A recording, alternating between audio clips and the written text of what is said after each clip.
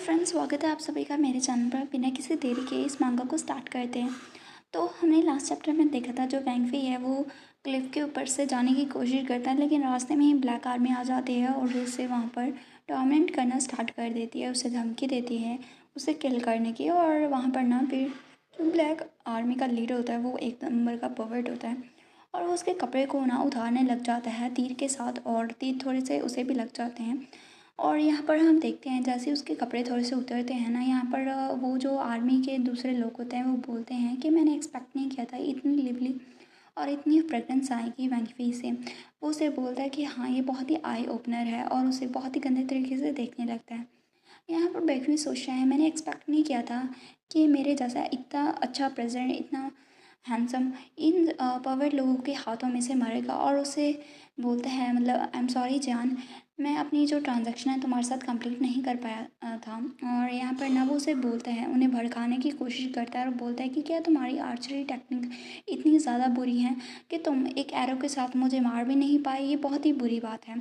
वो ना लीडर है ना, वो उसे बोलता है तुम मरना चाहते हो, और वहाँ पर एक और तीर निकालता है और उसके ऊपर वार करने लगता है, क्योंकि जो मतलब हमारा वैंग फे है उसके हाथों में से इतना ह्यूमिलेट नहीं होना चाहता था, इसलिए वो मरना ज़्यादा पसंद करता है। यहाँ पर ओल्ड मैन है ना, उसे देखते हैं और बोलते हैं वैंग फे ने पहले हमें क्लेम करने दिया ताकि हम बच पाएँ, और अभी ना उसे गैंगस्टर चेज़ करने हैं। डेफिनेटली मेरे पास पावर नहीं है उसे ऊपर तक खींचने की, लेकिन मैं ऐसे वॉच नहीं कर पाता ऐसे वैंग फे को किल होते हुए देखते हुए। तो अभी हम क्या करें, हमें कुछ तो करना होगा। तभी हम देखते हैं देखते हैं आसमान से ना वही हॉट एयर बैलून आता है। तो वहाँ पर हमारा वैंगी होता है और उन्हें तो नहीं पता होता है कि ये बैलून क्या है। तो वो बोलता है देखो स्काई में कुछ है। और ना दूसरा लड़का बोलता है कि क्या ऐसा हो सकता है, गॉड यहाँ पर आए हैं वेंगफी को सेव करने के लिए। तभी यहाँ पर ना जो लीडर है वो उसे बोलता है, वेंगफी तुम डेफिनेटली अभी मेरी आर्चरी स्किल को देखोगे। और उसके ऊपर ना तीर को मतलब बहुत ही ज़ोर से फेंकते हैं, मतलब कि बिल्कुल उसकी गर्दन के ऊपर, और वो मरने वाला ही होता है इस तीर से।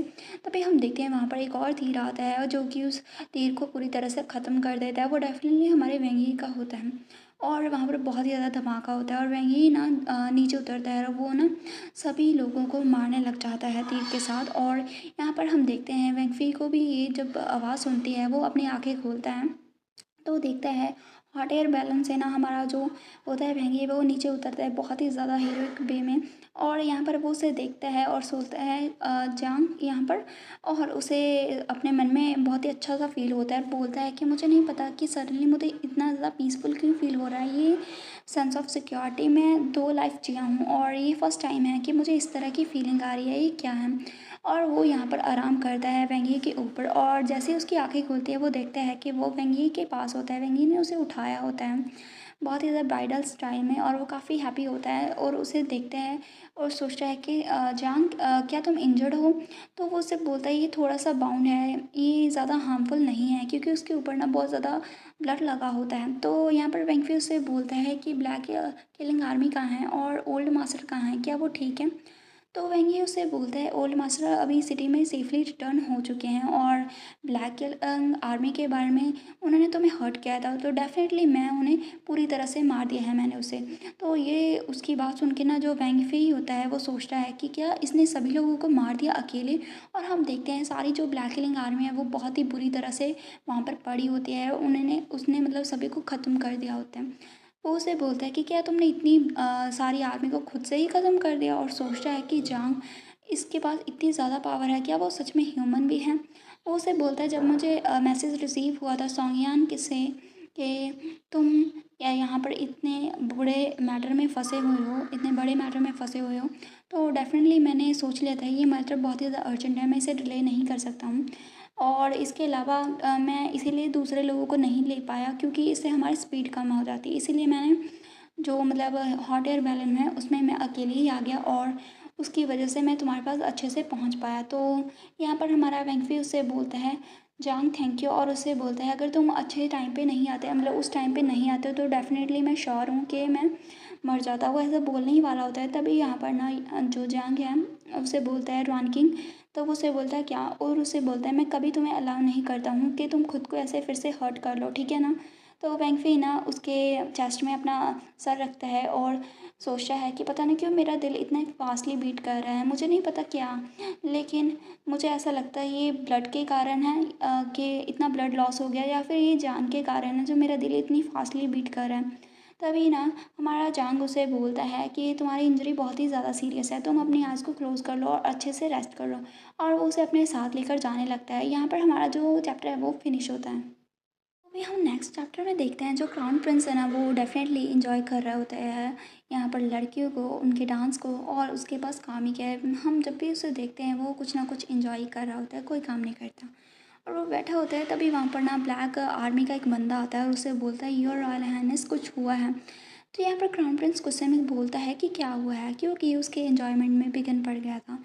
वो बंदा उसे बोलता है रोते हुए योर रॉयल हाइनेस, जो लोग तुमने भेजे थे ओल्ड मास्टर को हंट करने के लिए, मतलब किल करने के लिए।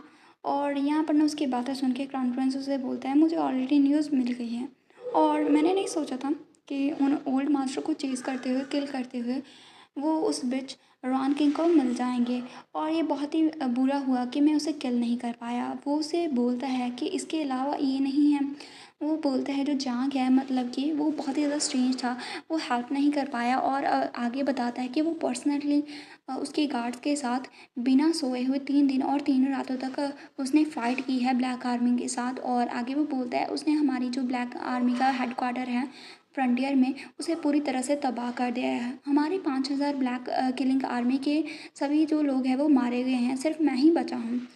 उसकी बात सुन के क्राउन प्रिंस उसे बोलता है स्लीपलेस, वो भी 3 दिन और 3 रातों के लिए। और इतने 1000 माइल उसने रोड को क्रॉस किया है, सिर्फ किसके लिए?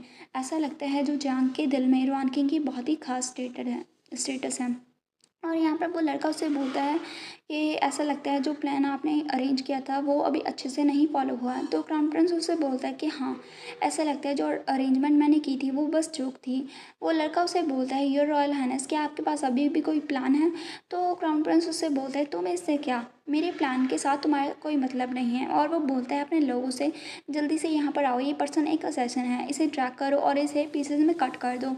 हम देखते हैं वो उसे मरवा देता है। और यहाँ पर क्राउन प्रिंस सोचता है कि अभी जो ब्लैक किलिंग आर्मी है उसे कम्प्लीटली वाइप आउट कर दिया है, तो ये नेचुरल है कि मैं सभी जो एविडेंस है उसे एलिमिनेट कर दूँ, जो ताकि मेरे ऊपर कोई भी यहाँ पर दवा ना आ पाए। क्योंकि अगर किसी को पता चला कि वो इसके साथ लिंक है, वैसे तो सभी को ऑलमोस्ट पता ही है, लेकिन अगर ये बात उसके फादर तक पहुँच गई तो ये उसके लिए नुकसानदायक होगी।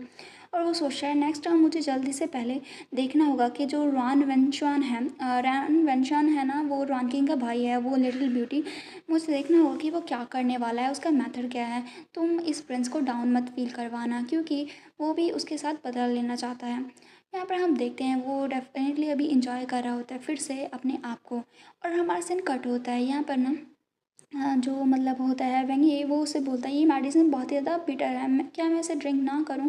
तो यहाँ पर हम देखते हैं वेंगफी उसे चिल्लाकर बोलता है नहीं, तुम्हें ये पीनी ही होगी, इतनी इंजरीज है तुम्हारी बॉडी में, तो तुम कैसे रिकवर कर पाओगे अगर तुम मेडिसिन नहीं लोगे? और यहाँ पर वो सोचता है अनएक्सपेक्टली, मैंने नहीं सोचा था जो जंग है जो कि इतना कोल्ड लगता है वो डेफिनेटली इसे मेडिसिन को अच्छे से पी लेगा, लेकिन वो डरता है मेडिसिन को लेने के लिए। मुझे इतनी मतलब लॉन्ग टाइम तक कोएक्स करना पड़ा।